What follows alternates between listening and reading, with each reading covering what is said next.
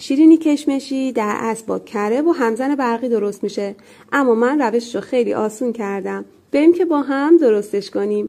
بازم مثل همیشه میگم اندازه دقیق مواد و نکته هاش توی کپشن نوشته شده، حتما بخونیدش. تخم مرغ و روغن و پودر قند و وانیل رو با همزن دستی میزنیم تا ترکیب بشن. بچه‌ها حدود 5 دقیقه‌ای بزنید تا هم تخم مرغ از لختگی در بیاد، همین که پودر قند به خورد مواد بره.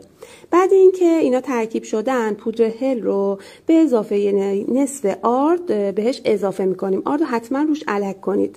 حالا وسط کار قبل اینکه بقیه آرد رو اضافه کنیم، اول کشمش رو اضافه میکنیم، بعد بقیه آرد رو اضافه میکنیم و دوباره هم میزنیم. غلظت مواد هم توی ویدیو مشخصه. اگه دوست داشتین چند قطره زعفرون یا رنگ خوراکی بهش اضافه کنید تا خوش رنگ تر بشه. این شیرینی رو من هم توی فر درست کردم، هم توی ماهیتابه. تمامی نکته هاش رو من توی کپشن براتون نوشتم، حتما بخونیدش. بعد اینکه مواد آماده شد، اونها رو با قاشق یا با قیف توی ماهیتابه یا سینی فر پایپ میکنیم و میپزیم. نوش جان.